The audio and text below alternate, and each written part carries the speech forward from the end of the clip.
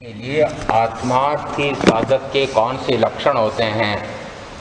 तो आत्मार्थी इसलिए कि जिसको आत्मा का अर्थ, परम अर्थ, मोक्ष का अर्थ, उस परम सिद्ध बुद्ध मुक्त दशा को प्राप्त करने का पुरुषार्थ जिसका लक्ष्य हो, उसको कहा आत्मार्थी।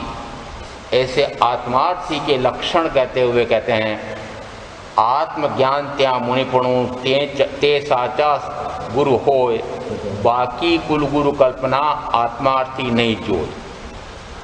कल चर्चा चल रही थी कि ऐसे आत्मार्थी को यदि प्रत्यक्ष सद्गुरु का योग हो जाए तो वह कैसा गिनता है। तो प्रत्यक्ष सद्गुरु योग मां गणे परम उपकार त्रणय योग एकत्व थी वर्ते आज्ञा था। यहाँ प्रत्यक्ष सद्गुरु का योग मिल जाए तो वह अहो भाग्य मानता है। अंतकर दशांग सूत्र में जिस समय सुदर्शन श्रावक जीवा जीव का जानकार ऐसे एक सुदर्शन श्रावक का वर्णन आता है, वहाँ जिस समय नगरी के बाहर समोचरण में भगवान महावीर पधारे हुए हैं, ऐसा समाचार राजगृह में फैलते से ही और सारी जनता उसमें जाना चाहती है, परंतु बाधक कारण आ गया था, भयंकरतम उपसर्ग था। परंतु सुदर्शन श्रावक ने जिस समय माता पिता ने कहा कि हे बेटा, वे तो सर्वज्ञ सर्वदर्शी हैं और वे तो तुम्हारी वंदना यहीं से स्वीकार कर लेंगे, उन्हें प्रत्यक्ष जाकर के दर्शन करने की आवश्यकता क्या है। उस समय वे पुत्र सुदर्शन क्या कहते हैं, हे माता पिता, वैसे तो उनका नाम लेने से ही कल्याण हो जाता है, नाम लेने से कल्याण की परंपरा हमारे यहाँ नहीं है। आपने राम कथा निरंतर, पता नहीं रामायण जब चली थी टीवी के सामने, उस समय पता नहीं कितनों ने सुनी होगी, देखी होगी, और उसमें एक वर्णन शायद यह भी आया हो तो आया हो कि जिस समय लंका पर जाने चढ़ाई करने के लिए पुल की आवश्यकता हो रही थी, तो राम ने एक पत्थर डाला कि यदि आप सबसे पहला पत्थर शिलान्यास कर देंगे तो पुल बहुत संगीन बन जाएगा। जैसे उन्होंने पत्थर डाला तो वह डूब गया। राम ने स्वयं ने पत्थर डाला, वह डूब गया, और राम लिख करके पत्थर चुने गए तो संगीन दीवार बन गई थी। राम के नाम से पत्थर तिर जाता है। पत्थर पर क्या लिखा था? और राम का नाम लिखा है, इस कारण से यदि पत्थर तक तिर जाता है तो फिर सारे मनुष्य, सारे जीव यदि राम का नाम ले तो तिर जाते हैं।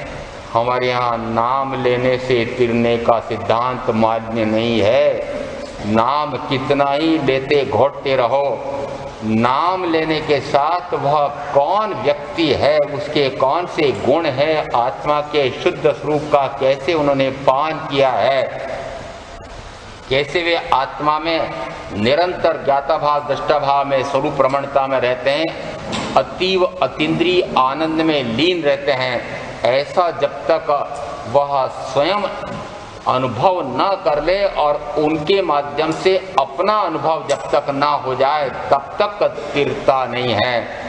तो यहाँ जिस समय ये नाम लेने से ही तिर जाते हैं, ऐसा हमारे यहाँ पर भी अंतकर दशांग में उल्लेख आया हुआ है।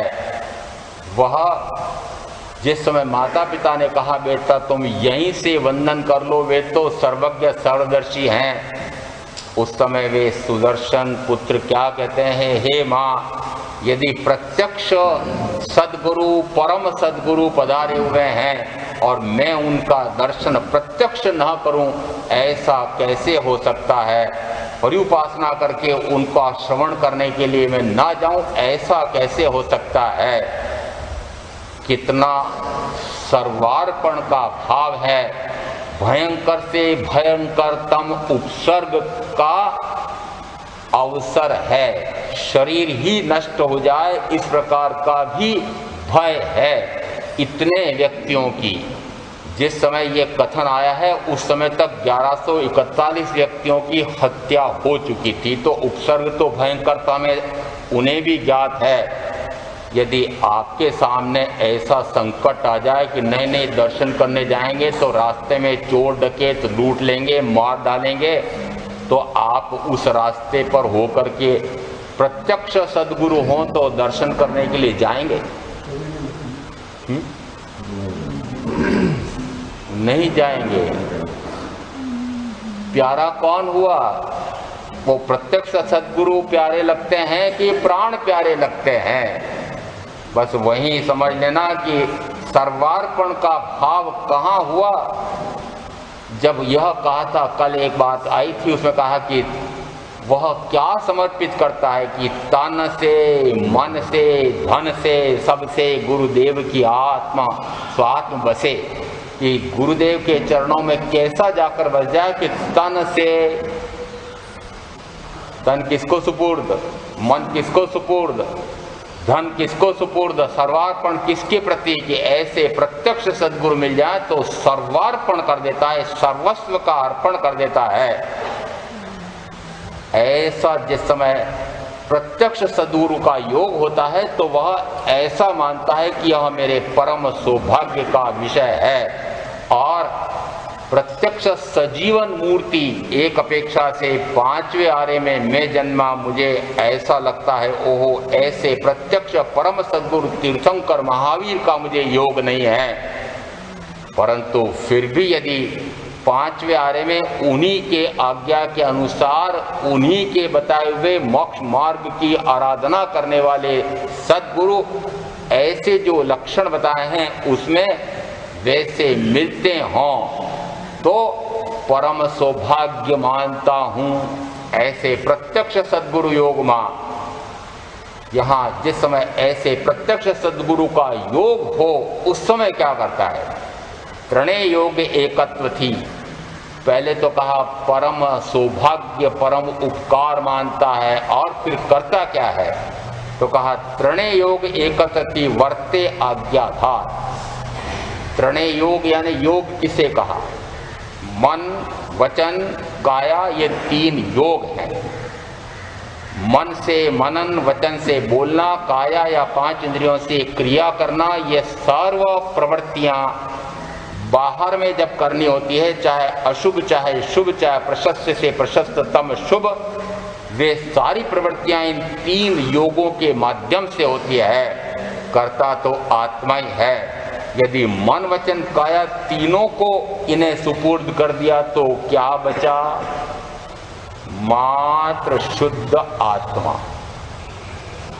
क्या सुपुर्द कर दिया इनको? अब मन मनन किसका करेगा?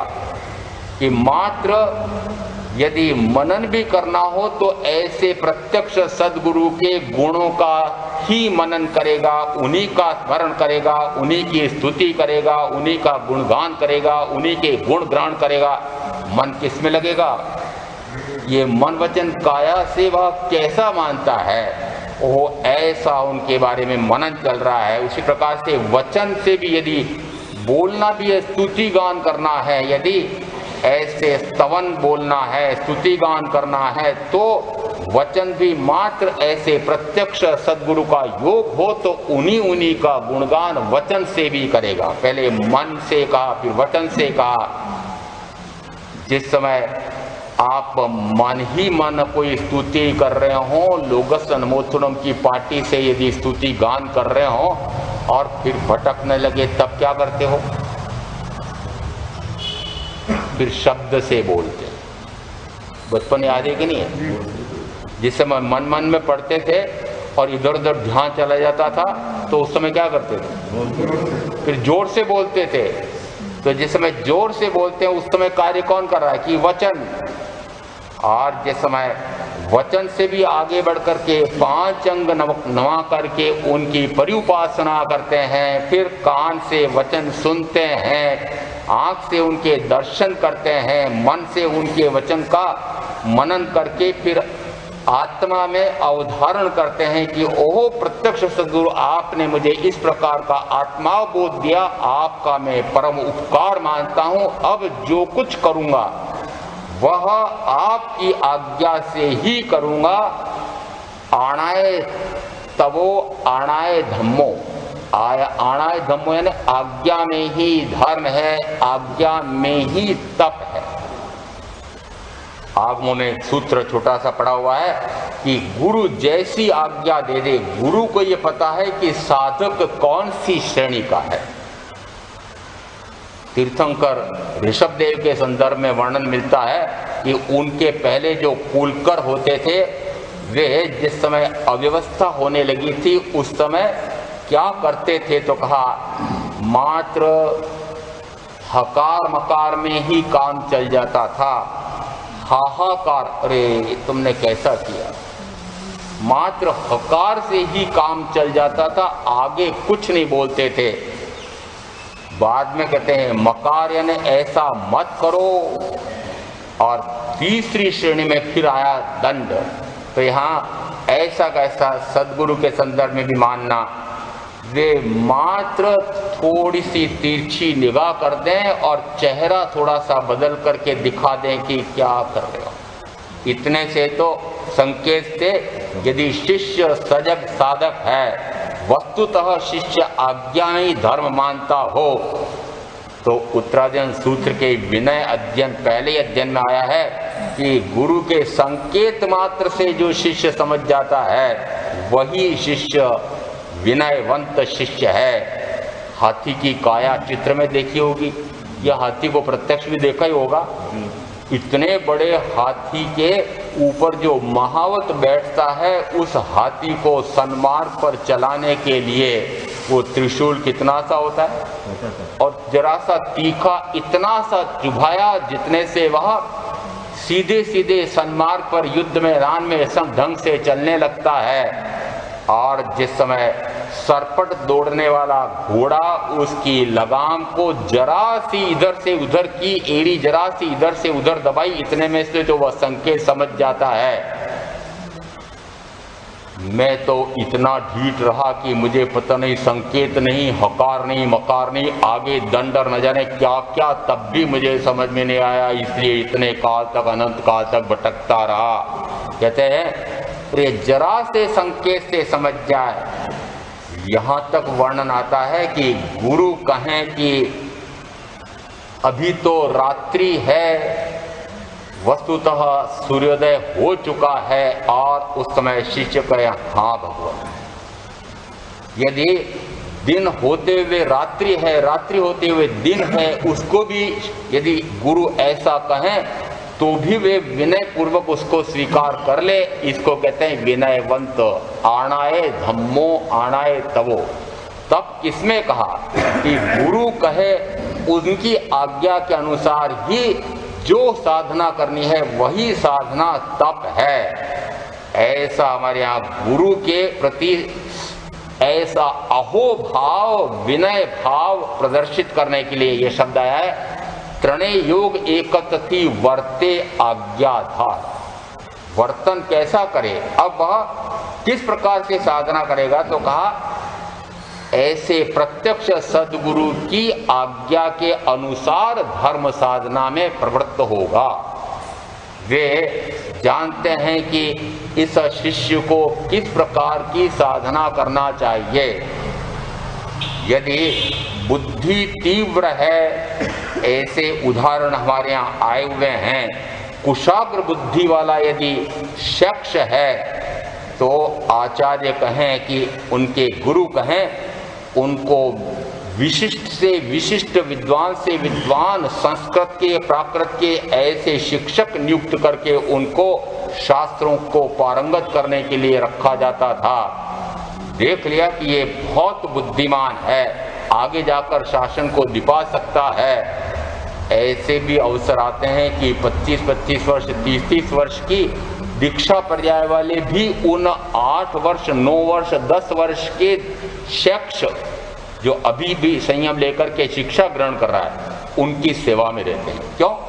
गुरु ने कहा ये बड़े विशिष्ट प्रतिभावान हैं, और हमारे यहाँ व्याख्या प्रज्ञप्ति सूत्र में भी वर्णन मिलता है। जिस समय 6 वर्ष के एक बालक एवंत को महावीर ने दीक्षा दे दी और बालपना दिखा दिया था भूमिका जाते समय, आते समय, और बड़े साधुओं ने, अरे महाराज कैसे महाराज कैसे कैसे बच्चों को मूड लेते हैं।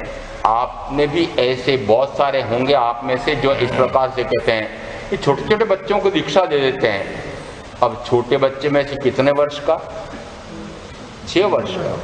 यदि 6 वर्ष वाले को दीक्षा दे दी और फिर वहां पर नाव तिरा रहा हो, पात्री लेकर पानी की पाल बना करके पानी भर दे, और फिर क्या कहेंगे संयमी बड़े बड़े, कैसे बच्चों को मूड लेते हैं। महावीर को भी बच्चों का, शिष्यों का लोभ है, परिवार बढ़ाना है। जैसे ही वहां पहुंचते हैं स्थान पर, और महावीर कहते हैं इनकी अवहेलना निंदना मत करो, ये इसी भाव में मोक्ष जाने वाले हैं, चरम शरीरी जीव हैं। उस समय सारे संयमी, चाहे कितने ही संयम पर्याय में बड़े होंगे, किनकी सेवा में रहते थे, वो चरम शरीरी हैं। महावीर साक्षात सदगुरु सर्वज्ञ सर्वदर्शी ने कहा ये चरम शरीरी है। हमें तो नहीं कहा, किसको और को तो नहीं कहा, इनको कहा। और जिस समय ज्ञाता धर्म कथांग में वर्णन मिलता है कि जैसे ही मेघ कुमार मुनि, उन्होंने रात्रि में इस प्रकार से ऐसे संयम ज्येष्ठ के ठोकरें खा करके निर्णय किया कि अरे यहाँ तो मेरी कोई कदर ही नहीं है। जैसे रात्रि में तय किया कि मैं तो सुबह सारे वस्त्र पात्रादि छोड़ करके वापस महलों में चला जाऊंगा, उस समय तीर्थंकर महावीर ने सारा वर्णन करके कहा, याद भी दिलाया कि उस समय कैसी कैसी स्थिति बनी थी, तब भी एक टांग पर खड़े रहे थे आदि। और उस समय वे मेघ मुनि कहते हैं, भगवान मुझे वापस 5 महाव्रत पचकाइए, और अब इन 2 आंखों को छोड़ करके यह सारा शरीर इन संयम श्रेष्ठ के लिए, उनकी सेवा के लिए मैं लगा दूंगा। किसकी सेवा में? कि गुरु की सेवा में। कितना कि बस 2 आंखें छोड़ करके, ये तो सारा शरीर, सबसे मैं कार्य किसका करूंगा, बस इन्हीं की वैयावृत्य करने में लगूंगा। ऐसा गुरु की आज्ञा के अनुसार सर्वस्व अर्पण करके मन से, वचन से, काया से, उनने जैसा कहा है वैसा ही करे।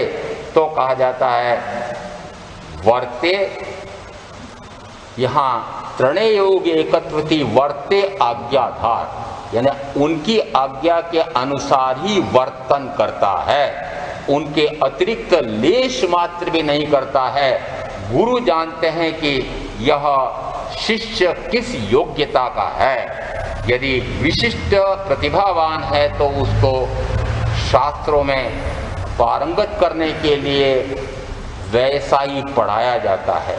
यदि वह उसमें प्रतिभा में ऐसा नहीं है परंतु श्रद्धा बहुत विशिष्ट है, तो उसकी श्रद्धा मजबूत करने के लिए भी उसको खूब प्रेरणा दी जाती है। यदि चारित्र पालक विशिष्ट है तो उसको उसमें प्रेरणा दे करके फिर चारित्र में कि यदि सीधे स्वरूप में रमणता करने की सामर्थ्य है तो वहां तक की आज्ञा दे दी जाती है। न तो अरिष्टनेमी परमात्मा ने यह कहा कि पहले सामायिक आदि 11 अंगों का अध्ययन करो, अभी तो बहुत पढ़ना पड़ेगा और उसके बाद फिर सारा समझ करके और फिर ये सारा करके फिर तुमको पहले 11 प्रतिमा धारण करनी पड़ेगी। इतना पक्का होने के बाद फिर तुमको 12वीं भिक्षु प्रतिमा की आज्ञा दी जा सकती है। क्या देखा सदगुरु ने, प्रत्यक्ष सदगुरु तीर्थंकर अरिष्टनेमी ने देखा कि ये ऐसे शिष्य हैं कि यदि इनको सीधे उत्कृष्ट से उत्कृष्टतम ऐसी 12वीं भिक्षु प्रतिमा भी धारण करने की आज्ञा दी तो ये सफल हो सकते हैं। और गच्छमाल मुनि ने ऐसी उत्कृष्टतम साधना करके मुक्ति प्राप्त कर ली थी। इसका अर्थ है कि गुरु जानते हैं कि शिष्य किस योग्यता का है, किस प्रकार से वह आत्म साधना में आगे बढ़ सकता है। ऐसे तो गुरु हों और ऐसे ही शिष्य हों तो कहा जाता है कि ये दोनों मोक्ष मार्ग पर तेजी से दौड़ सकते हैं। और यदि गुरु ऐसे ना हो या शिष्य वैसा ना हो तो दोनों ही गड़बड़ा सकते हैं। इसलिए कहते हैं कि गुरु भी मुझे ऐसे सद्गुरु मिलने चाहिए और मुझे भी उन गुरु के अनुसार ही अपने ज्ञान दर्शन चारित्र की आराधना में निरंतर रत रहना चाहिए। ऐसा इस गाथा का मर्म है। प्रत्यक्ष सद्गुरु योग में जिस समय प्रत्यक्ष सद्गुरु मिल जाए तो ऐसा अहोभाग्य माने। प्रत्यक्ष सद्गुरु योग में गणे परम उपकार, त्रणय योग आत्मा, त्रणय योग एकत्व थी। त्रणय योग एकत्व यानी मन से, वचन से, काया से, तीनों में एकता। तीनों भिन्न भिन्न नहीं, तीनों एकता। तीनों इनको समर्पित हो जाए और जैसा वे कहते हैं उसी अनुसार मन वचन काया भी प्रवृत्त हो, आत्मा उसी प्रकार की साधना करे तो कहा जाता है कि वह आत्म साधना में आगे बढ़ सकता है और उसी को कहा वह आत्मार्थी है। अगली गाथा में एक होय तृण कालमा परमारथनो पंथ प्रेरेते परमार्थ ने ते व्यवहार समंत। यहाँ एक होय तृण कालमा, तीनों काल में मार्ग तो परमार्थ का एक ही है और जो उस परमार्थ मार्ग को प्रेरित करता है, उधर मोड़ता है, वही व्यवहार सम्यक व्यवहार है, समीचीन है। अन्यथा न तो वह परमार्थ साध सकता है न वह व्यवहार में आगे बढ़ सकता है। दोनों में किस प्रकार समानांतर प्रकार से चल करके वह एकत्व करता है, इसके लिए यहाँ एक होय तृण काल में, तीनों काल परमार्थ का मार्ग, मोक्ष का मार्ग एक ही हो सकता है, भिन्न भिन्न मार्ग नहीं हो सकते। सामान्यतः कहा जाता है, जैसे संसार में आप कहते हैं कि यदि लाल किला जाना है तो लाल किला पहुंचने के लिए दिल्ली के यदि 10 दिशाएं हैं तो 10 दिशाओं से लाल किला पहुंचा जा सकता है। कितने मार्ग हो सकते हैं? 10 मार्ग हो सकते हैं कि नहीं? पहुंचना कहाँ है? यदि लाल किला पहुंचना है और उसके मार्ग 10 प्रकार के हैं तो कोई भी कोई सा मार्ग पकड़ ले वह उस लाल किले को पहुंच ही जाएगा। ऐसा दृष्टांत दे करके आप फिर क्या कहते हैं, लाल किला तो है सिद्ध अवस्था और मार्ग कौन से? अब मार्ग, कल महामंत्री जी चेता रहे थे कल जन्माष्टमी मनाना है, तो जन्माष्टमी में गीतावादी, ये गीता का उपदेश करने वाले कृष्ण महाराज उस गीता में आया है 3 प्रकार से कोई भी साधक साधना कर सकता है। कोई ज्ञान योग से, कोई भक्ति योग से, कोई कर्म योग से।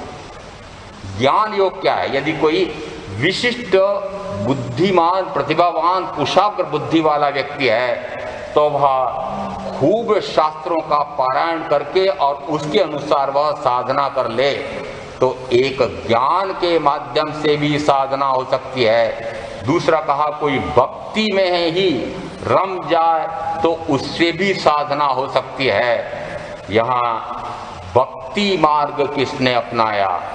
ये भक्ति मार्ग के लिए आपने यदि कभी छोटी कक्षाओं में महाकवि सूरदास के यदि पद्य सवैये पढ़े हों, कभी याद किए हों, तो उसमें वे महाकवि उन कृष्ण को किस रूप में देखते हैं?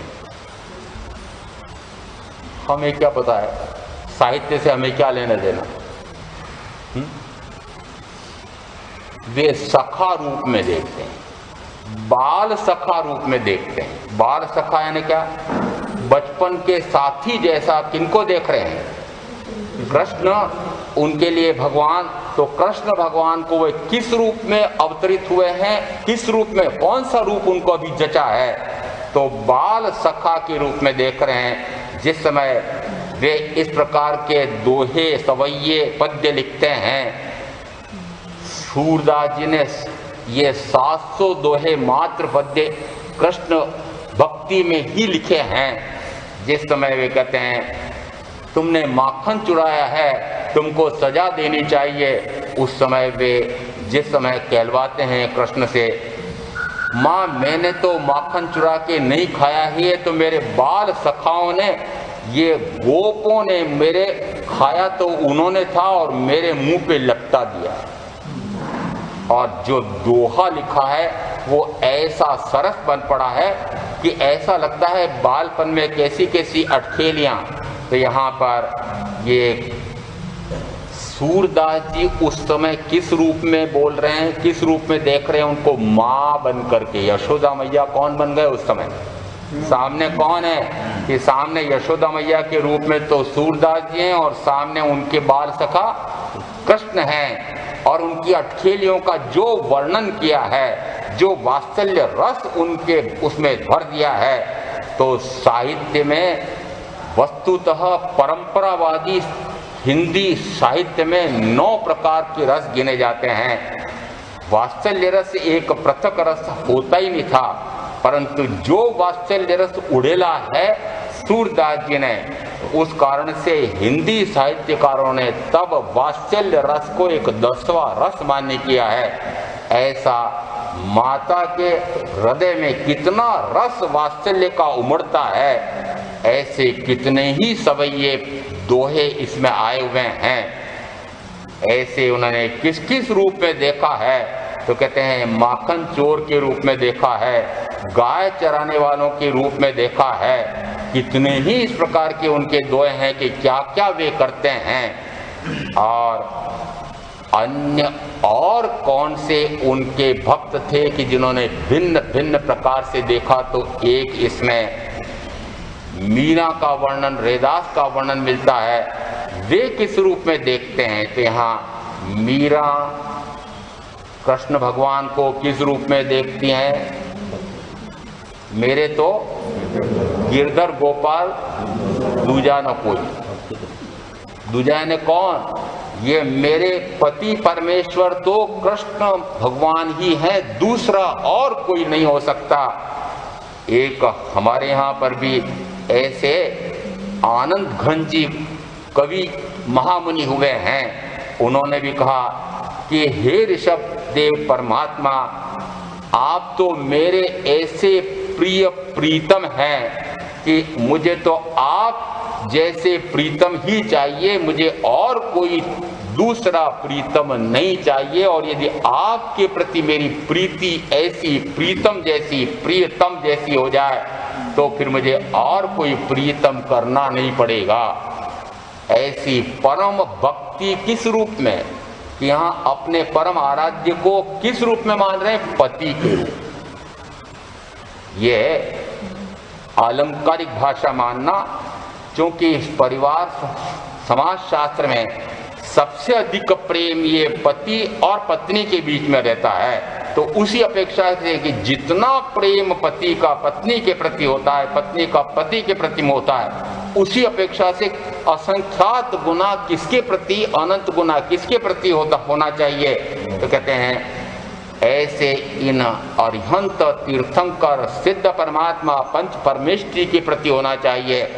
यदि सीधी तरह से कहूँ तो कहूँगा कि जितनी जितनी प्रीति आपने प्रियजनों से कर रखी है, उससे असंख्यात गुना, अनंत गुना प्रीति किससे हो जाए? इन पंच परमेष्टि से हो जाए। अब अभी कितनी है ये पता लगा लेना कि इन दोनों के बीच में या विविध परिजनों के बीच में जो प्रीति है वह कितनी है, उससे कितनी गुनी इनके साथ हो जाए। एक कहा, हे जीवों, हे मनुष्यों, इस शरीर की जितनी चिंता करते हो उससे अनंत गुणी चिंता आत्मा की कर लो। शरीर की चिंता कितनी? यदि शरीर की जितनी चिंता करते हो उससे कितनी गुनी? अनंत गुनी चिंता। क्यों?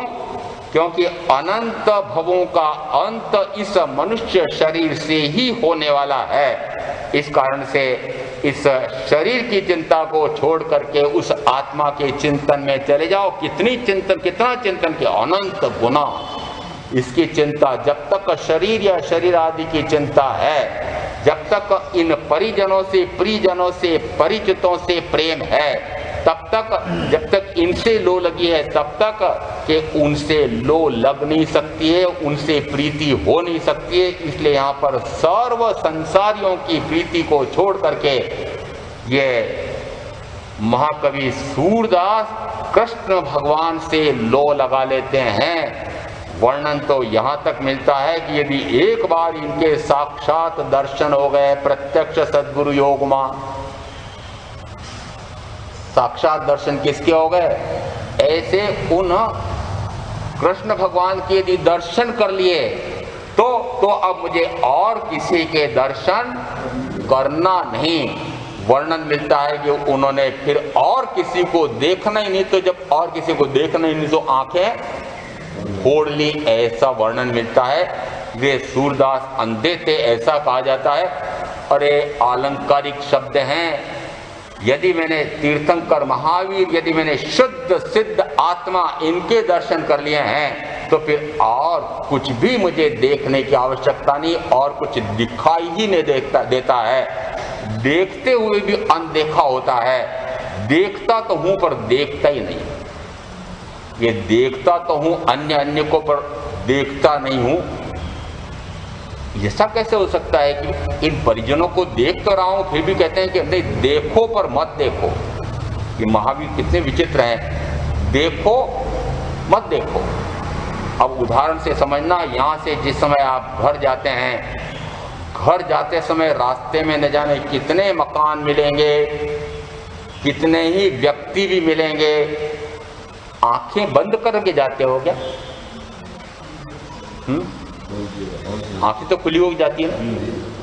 जब आंखें खुली है तो आसपास में जो जो निकल रहे हैं, जो जो आ रही चीजें, मकान आदि, उनको देख रहे हो कि नहीं देख रहे? परंतु टिकती कहाँ है? ये मेरे प्रियजन है या मेरी कोठी है? किसको देखी है? दूसरों को देखी क्या? देखा पर देखा नहीं, देखा पर अनदेखा किया, देखा पर ऐसा लगता है जैसे उनसे मुझे क्या लेना देना, तो उनसे मुझे क्या लेना देना। और इतना इस ढंग से यदि देखना आ जाए, इस ढंग से जानना आ जाए तो कहते हैं मोक्ष का मार्ग प्रारंभ हो जाता है। ये बाहर में जो जो दिखाई दे रहे हैं, जो बाहर में जानने में आ रहे हैं, जो बाहर में मैं रम रहा हूं, ऐसा लगे कि मैं न जान रहा हूं न देख रहा हूं, मुझे तो एक कृष्ण भगवान का दर्शन हो गया है, तो फिर मुझे और किसी को देखने की आवश्यकता क्या है। उस तुलना में ये तो तुच्छ हैं, त्याज्य हैं, और ये तो कर्म का आश्रय बंद करा करके मुझे चतुर्गति में निरंतर जन्म मरण का दुख देने वाले हैं। और जिनको मैं देख रहा हूं उन्हीं को निरंतर देखता रहूं, और उन्हीं को देखते देखते यदि अपनी आत्मा को देखने लग जाऊं, अपनी आत्मा में रमने लग जाऊं, तो मेरे सर्व जन्म मरण से मुक्ति हो जाती है। ऐसा पर को देखना, पर को जानना बंद करके स्व को जानना, स्व को देखना, ऐसा कृष्ण मार्गी भक्त कवियों ने भी किया है। मात्र उनको इतनी तन्मय हो जाती हैं। पहले तो महलों में रहते हुए, जब महलों में उन्होंने कृष्ण मंदिर बनाया तो फिर भी महाराणा ने स्वीकार कर लिया। वे तो और किसी देवता को मानते हों, परंतु उन्होंने कहा ठीक है, ये माने तो मानने दो, कोई बात नहीं। पहले अपनी ही दासियों को बुला करके उनके साथ फिर नाचने लगी थी। उन्होंने कहा कोई बात नहीं, भक्ति में है। महलों में थी तब तक महाराणा ने सहन किया, परंतु वे तो फिर नाचते नाचते भक्ति के अतिरेक में फिर कहाँ आ गई कि सड़क पर आ गई। और सड़क पर यदि कोई कृष्ण मंदिर दिखा और वहीं सड़क पर ऐसी नाचने लगी, उन्होंने कहा अरे महारानी मेवाड़ की और ये सड़कों पर नाच रही है, तो निश्चित रूप से उनको क्रोध आवे।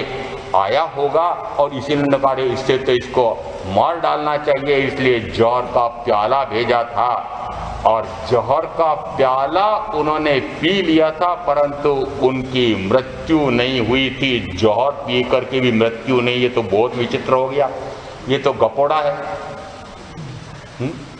कि जहर पी ले तब भी मृत्यु ना हो, ऐसा हो सकता है क्या?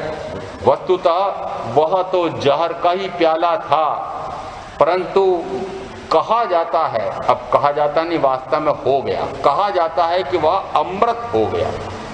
जिस समय वह जहर का प्याला पी रही है उस समय क्या मान रही है, मेरे महाराणा मेवाड़ ये प्रजावत्सल हैं, प्रजा के प्रति उनका इतना वात्सल्य का भाव है, यदि सारी प्रजा के प्रति उनका इतना वात्सल्य प्रेम स्नेह है, उनके लिए निरंतर वे रत रहते हैं, ऐसे प्रजावत्सल महाराणा मेरे और फिर मेरे पति परमेश्वर हैं, यदि उन्होंने इस प्रकार का यह मेरे लिए अमृत भेजा है तो उस अमृत को मुझे पीना चाहिए। और इधर भक्ति में लीन हो रही हैं, कृष्ण की भक्ति में, और कृष्ण की भक्ति में लीन होते हुए जिस समय वे जहर का प्याला पी रही हैं, वह प्याला जहर का क्या हो गया? अमृत हो गया। वस्तुतः शरीर विज्ञान कहता है, मनोविज्ञान कहता है, आध्यात्म कहता है कि ऐसा हो सकता है। शरीर विज्ञान कहता है कि यदि शरीर में कोई विषाणु चला जाए, विष चला जाए, तो उस शरीर में यदि श्वेत कणिकाएं अधिकाधिक संख्या में हों, जैसे कोई विषाणु जाता है वे कणिकाएं तुरंत उस पर आक्रमण करती है और उसको निर्विष कर देती है। जिस समय साधक मन के विकारों से परे निर्विकार होता है, जब आत्मा निर्विकारी होती है, जिस समय आत्मा उस परमात्मा में तन्मय हो जाता हो, उस समय उस तन्मयता के कारण से शरीर भी शुद्ध शुद्ध शुद्ध होता चला जाता है और शरीर के साथ रक्त आदि भी कैसा हो जाएगा? शुद्ध शुद्ध शुद्ध होता चला जाएगा। इसलिए हमारे यहाँ भी वर्णन आता है कि जिस समय चंड कौशिक ने डंक मारा था, उस समय श्वेत धारा दूध की निकली थी और ये रक्त दूध जैसा स्वाद आता है। क्या गप्पे लगाते हैं अपने आराध्य देव के लिए, ऐसी ऐसी बातें लिख देते हैं आगमों में। वस्तुतः मनोविज्ञान कहता है, शरीर विज्ञान कहता है कि ऐसा होता है। यह मात्र गप नहीं है, यह असत्य कथन नहीं है, यह मानने के ऊपर है। यदि मान लिया कि यह तो अमृत ही है, उनको तो कभी लगा ही नहीं कि जहर हो सकता है, तो वह वस्तुतः क्या हो गया? वह अमृत हो गया। किसमें लीन होने से? तन्मय। किसमें तन्मय? यही जिस समय में भारतीय गोवंश आयोग में विशेषज्ञ बना था तो यहाँ रहना पड़ा था, दिल्ली मुख्य कार्यालय था। इस कारण से कृष्ण जन्माष्टमी के दिन मुझे भी, मैंने कहा चलो थोड़ा सा भ्रमण तो करते थे, फिर भ्रमण करते करते पता लगा कि आज कृष्ण जन्माष्टमी है। एक कृष्ण मंदिर में पहुंच गए, वहां मैंने एक चित्र देखा। उस चित्र में एक बहन गट्टी फिरा रही है, चक्की, और थोड़ी देर बाद देखा कि अरे इतना आटा पिस गया है, अरे थकान तो लेश मात्र नहीं आई है, पर इतना आटा थकान तो आई नहीं, इतना कैसे पिस गया? सामने दिखा रहा था, एक चित्र दिखा रखा था। उस चित्र में कृष्ण भगवान उनके साथ आकर के एक हाथ अपना मिला करके गट्टी पीस रहे हैं। वस्तुतः कोई कृष्ण भगवान आकर के वो गट्टी नहीं फिरा रहे थे, कृष्ण की भक्ति में इतनी तन्मय हो गई थी कि उस तन्मयता में कितना ही श्रम हो रहा होगा, वह श्रम थकान नहीं ला सकता है, क्योंकि उस तन्मयता से आनंद का अनुभव आ रहा है। यदि आनंद का अनुभव आ रहा हो तो शरीर के माध्यम से थकान होगी? जरा सा बहनों को पूछ लेता हूँ, जिस समय समाचार आ जाए कि आज मैं जल्दी आ रहा हूँ और मेरी अमुक अमुक पसंद की आज अमुक अमुक वस्तुएं बना देना, जैसे ही समाचार आता है आने वाले हैं आने वाले हैं।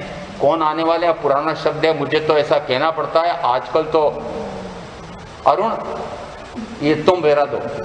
तो मैंने कहा ये अरुण कौन है? इनका भाई है कि बेटा है कि क्या है? देवर है कि क्या अरुण तुम मेरा दो। तो मैंने कहा ये अरुण कौन होता है? उस समय क्या कहा जाता था? पति परमेश्वर के समान है। जिस समय पति परमेश्वर आने वाले हैं, इसलिए जैसे उनका स्मरण आ जाता है उस कारण से वो रोटी भी आड़ी तिरछी बनती है और नमक भी भूल जाते हैं और कच्ची भी रह जाती है। सही है ना? मैंने बोला तो सही।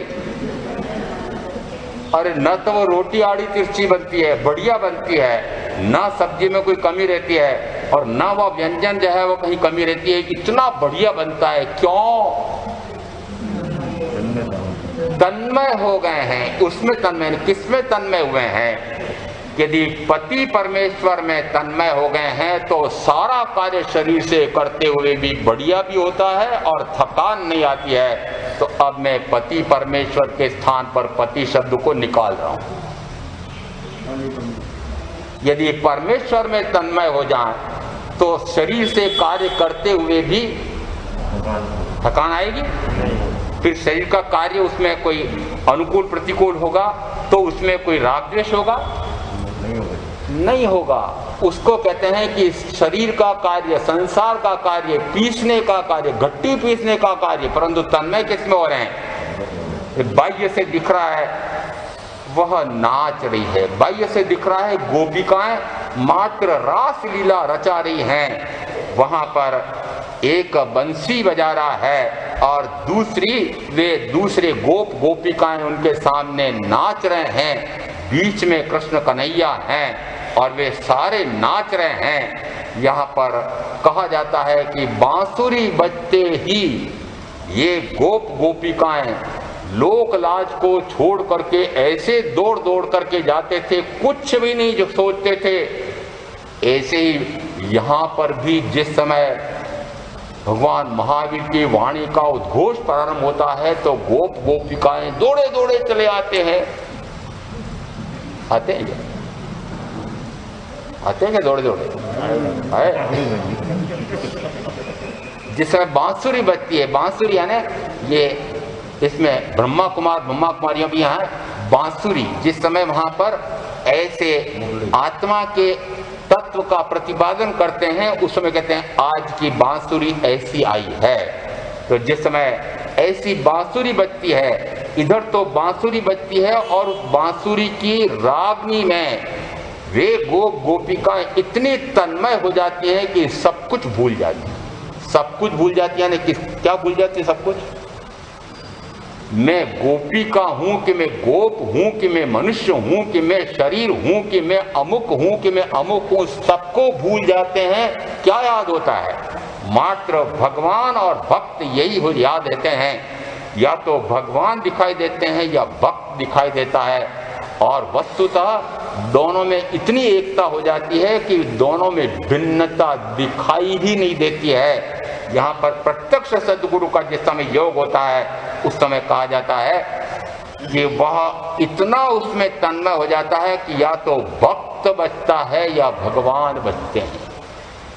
इतनी यदि तन्मयता हो तो कहा जाता है वह आत्मार्थी है। और ऐसा वहां पर एक कहा जो ज्ञान में निपुण है वह खूब वेद वेदांत का पारायण करके और फिर उससे भी कल्याण कर सकता है। दूसरा कहा भक्ति योग, तो किसी ने पति के रूप में, किसी ने पत्नी के रूप में, रहीम आदि ने कहा पत्नी के रूप में, किसी ने भगवान के रूप में, भिन्न भिन्न रूपों में उनको देखा है, आराधन किया है, भक्ति की है। भक्ति की साधना करते करते भी मुक्त हुआ जा सकता है, आनंद में विभोर हुआ जा सकता है, आत्मानंद की प्राप्ति हो सकती है, ऐसा कहा जाता है। ज्ञान योग, भक्ति योग। तीसरा कहा जाता है कर्म योग। कर्म योग यहाँ जिस समय कर्म का अवसर आया, देखो तीनों रूप कृष्ण के भी कैसे आ रहे हैं कि जिस समय वे द्वारिकाधीश बनते हैं, जिस समय 3 खंड के अधिपति बनते हैं, उस समय वे कर्मयोग क्या कर रहे हैं? वे कर्म कर रहे हैं। जिस समय देखा कि इस प्रकार के दुष्ट व्यक्ति हावी हो रहे हैं, पाश्विक प्रवृत्तियां हो गई हैं। पाश्विक प्रवृत्तियां किसको कहते हैं? पशुवत। देखा, अनुभव में आया, अवतार के रूप में यदि गिने तो भगवान, हम अवतारवाद को मानते नहीं हैं, उस रूप में अवतरित भगवान हम तो मानते नहीं, परंतु जिस रूप में कृष्ण मार्गी मानते हैं, देखा 6 संतानों को, इसका उल्लेख हमारे यहाँ भी अतकर दशांग में है कि 6 संतानों को देखा कि संतान तो मरी हुई है, परंतु फिर भी विश्वास में आता है कि पता नहीं जीवित हो और जीवित रह जाए और बड़ा होकर के मुझे मारेगा। सुन रखा था ऐसा, किसी ने कहा था कि इसके 7वीं संतान तुमको मार डालेगी, पता नहीं ये पहली मारेगी कि 7वीं मारेगी, ये तो पता नहीं है। तो कहा कि जो जो संतान आती हैं वो सब मेरे पास लेके आ जाना, और फिर एक चट्टान पे ले जा करके टांग पकड़ी और उनको पटक पटक करके मारना। 6 तो वास्तव में मृत संतानें थी, तब भी उनको उसी प्रकार से मारा। और अब 7वें को मारे तो मारे कैसे, वे तो यशोदा नंद के यहाँ पर पहुंचा दिए गए थे आज रात्रि के 12 बजे के आसपास। ऐसा जिस समय कृष्ण मार्गियों के यहाँ पर कथानक मिलता है, तो जिस समय उनको पता लगता है कि अरे ऐसा दुष्ट कंस, ये माखन चोर, ये मटकी फोड़ने वाला, आपने कृष्ण के ऐसे भी तो चित्र देखे हैं, देखे क्या, सुने हैं, देखे हैं, उसकी भी तो बहुत फिल्में आई थी, देखी थी क्या? जिस समय वे गोपिकाएं मक्खन ले ले करके और मथुरा में बेचने के लिए जाती थी, बोलती क्या थी? कृष्ण ले लो रे, कृष्ण ले लो रे, अरे माखन ले लो रे, क्या बोलती थी? मुझसे कृष्ण ले लो रे, कृष्ण ले लो। भक्ति में कितनी तन्मय, लेकर क्या जा रही है? माखन ले जा रही, परंतु क्या बेच रही है? अरे कृष्ण को बेचने जा रही है। इतनी तन्मयता है, कार्य तो कौन सा कर रही है, और तन्मयता अपने उस माने हुए भगवान में इतनी तन्मय हो जाती हैं दूसरी अपेक्षा है। जिस समय वे माखन मथुरा में ले जा के बेचती थीं, अपने गोपिकाओं को, गोपों को, खास तौर से अपने बाल सखाओं को कह दिया, लूट लो मक्खन, मक्खन लूट लो। ये अच्छी बात थी क्या? बताओ रे भाई, अरे माखन लूट लो ऐसा यदि कृष्ण ने कहा तो अच्छी बात थी क्या? कोई तो बोलो अच्छी बात थी कि नहीं थी? बड़ी राजनीति थी उसमें, बड़ी अर्थनीति थी उसमें। राजनीति अर्थनीति किस अपेक्षा से? गायें तो हम चराएं, दिन भर धूप में रह करके गायें तो हम चराएं और दूध हम निकालें, और फिर हमारी गोपिकाएं ये फिर छाछ फिरा करके मक्खन निकालें, और मक्खन निकाल करके, घी निकाल करके फिर मथुरा के उन दुष्टों को खिलाने के लिए ले जाएं। ऐसा हम कैसे सहन करेंगे? ऐसा नहीं होगा। हमको तो छाछ भी नसीब नहीं होती है, हमको तो छाछ, अरे हमें तो बच्चों को छाछ भी नहीं पिलाई जाती है। सारा दूध कौन खा जाता है? सारा मक्खन कौन खा जाता है? सारा पनीर कौन खा जाता है? सारा घी कौन खा जाता है? तो पहले तो मैं गोरक्षा में था तो ऐसा किसानों को तो कह देता था, अब मुझे शहर में आकर के कहना पड़ता है तो बड़ा अजीब लगता है कि कैसे कहूँ, कौन खा जाता है? महामंत्री जी बोलूँ नहीं बोलूँ? बोलो ना, ये कोषाध्यक्ष बोले हैं महाराज ये शहर वाले खा जाते हैं। शहर वाले में हरियन नगर तो नहीं है ना, ये शहर वाले खा जाते हैं। देखो कैसे दुष्ट कि करते कुछ नहीं है, हम सारी मेहनत करते हैं, दिन रात खप करके हम इतना पैदा करके फिर इनको ले जाकर खिला रहे हैं, और ये दुष्ट अपने शरीर को बलिष्ठ पुष्ट करके फिर ऐसी पार्श्विक प्रवृत्ति में, राक्षसी प्रवृत्ति में आ गए हैं। इन दुष्टों का संहार करना चाहिए, तो पहले तो इनका पोषण ही नहीं होने देना। यहाँ पर बहुत गहन अर्थनीति थी कि गांव की वस्तु गांव में रहना चाहिए, ये शहर में जाकर क्यों ये शोषण करते हैं शहरवासी, ये अर्थनीति। राजनीति कैसी कि गांव तो कंगाल हो जाए और शहर माला माल हो जाए, ये भी नहीं होगा। ऐसी राजनीति उस समय भी कृष्ण के सामने थी, और जिस समय ऐसा वे देखते हैं कि इस प्रकार का दुष्ट ऐसा कर रहा है, ललकारा है, और ललकार करके सिंहासन पर से उतार करके टुकड़े कर दिए, चीर दिया है। उस समय कृष्ण बच्चे थे, और उस समय उनके पास कोई शस्त्र, सुदर्शन चक्र आदि कुछ नहीं था क्या? उस समय था क्या? उस समय नहीं था। अरे वो गाय चराने की लकड़ी भी थी क्या? वो भी नहीं थी।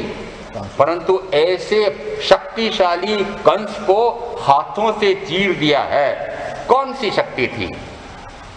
तो कृष्ण मार्गी कहेंगे वे तो भगवान के अवतार थे, इस कारण से उनमें ऐसी भगवान की शक्ति है। मैं कहूँगा अरे वह गोरस खा खा करके ऐसी शक्ति बन जाती है कि बलवान से बलवान को वह तुरंत हाथों से पछाड़ दे। ऐसा गोदुग्ध गोरस में शक्ति है। आप तो गोरस के स्थान पर ऐसे महा आलसी काली कलूटी न जाने कैसी गंदी रहने वाली और ऐसी बुद्धू उस भैंस का दूध पिलाते हो और फिर अपेक्षा करते हो कि हमारे बच्चे भी ऐसे चुस्त दुरुस्त बुद्धिमान बने। कहाँ से बनेंगे? और अब तो भैंस का भी नहीं, न जाने किस किस का बेल मेल दूध, और फिर अपेक्षा करते हो कि हमारे बच्चे ऐसे बने कृष्ण जैसे। कहाँ से बनेंगे? जिस समय ऐसा वर्णन आता है उस समय आगे, जिस समय देखो कर्मयोग, एक उदाहरण दे दिया कर्मयोग का, कि जिस समय ऐसा अवसर आता है उस समय मैं ऐसा करूं। और दूसरा अवसर जिस समय वे द्वारिकाधीश बनते हैं, या हमारे अनुसार कहा जाता है कि वे जब वासुदेव बन जाते हैं उस समय देखो वासुदेव 3 खंड का जब अधिपति बनता है तो कहा जाता है प्रतिवासुदेव का संहार करके और फिर वह वासुदेव बनकर के 3 खंड का अधिपति होता है। ऐसे 3 खंड के अधिपति कृष्ण महाराज मेरे लिए आराध्य नहीं है। क्यों? क्योंकि जो इतना नर संहार करके 3 खंड का अधिपति है वो मेरे लिए आराध्य कैसे हो सकता है? वस्तुतः एक अपेक्षा से देखें कर्मयोगी कृष्ण, क्योंकि पांडव उनके मित्र थे और अपेक्षा से कुछ संबंध भी रहे हैं। जैसी उनको पता लगा कि वास्तव में अधिकार तो इस राज्य पर पांडवों का होना चाहिए था, परंतु वे बच्चे थे और इस कारण से अन्य ने हड़प लिया है, और क्योंकि वे स्वयं अंधे हैं इस कारण से दुर्योधन आदि को उस पर कब्जा करने के अवसर मिल गया, और ऐसा कब्जा कर लिया कि अब पांडवों को आधा राज्य भी नहीं दे। समझौता करने के लिए ये कृष्ण महाराज बीच में पड़े कि भाई ऐसा करो, पूरा राज्य इनको प्राप्त करने का अधिकार है, परंतु पूरा नहीं तो आधा तो दे दो। इस बात का दे दें, ये मेरे पिताजी का राज्य है, मेरे पिताजी को मिला है और उन्होंने मुझे दे दिया है, इसलिए मेरा अधिकार है, नहीं दूंगा। तो आधा दे दो, नहीं आधा भी नहीं दूंगा। अच्छा ऐसा करो 5 में तो 5 गांव तो दे दो, 1 इंच भी नहीं दूंगा, और लेना हो तो मैदान में आकर के ले लेना, लड़ कर के ले लो। जब कृष्ण महाराज स्वयं समझौता कराने के लिए दूत बन करके गए थे और ऐसा 2 टूक उत्तर दुर्योधन ने दिया, उस समय कृष्ण क्या कहते हैं? अन्याय का मुकाबला करना चाहिए, अन्यायी का अन्याय सहन करना, अन्याय को बढ़ावा देना है, ये कर्मयोग। ये क्या है? ये कर्मयोग है। जिस समय ऐसे कर्मयोगी कृष्ण महाराज ने युद्ध के मैदान में सामने देखा, गांडीधारी अर्जुन ने, तो एक तरफ 11 अक्षौहिणी सेना है, दूसरी तरफ 7 अक्षौहिणी सेना है। ये सेना की संख्या कितनी होगी, अक्षौहिणी किसे कहते हैं पता नहीं, परंतु मान लो कि 18 लाख सेना खड़ी हुई है सामने।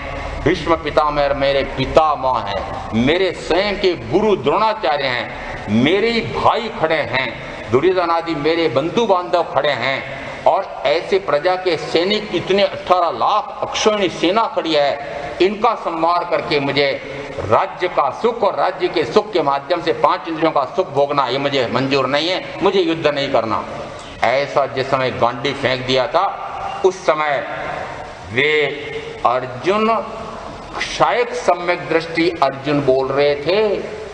ये शब्द किसके हो सकते हैं? ये शायद सम्यक दृष्टि हो सकता है। और जैन रामायण, जैन महाभारत में कहा जाता है कि 5 पांडव मोक्ष गए थे।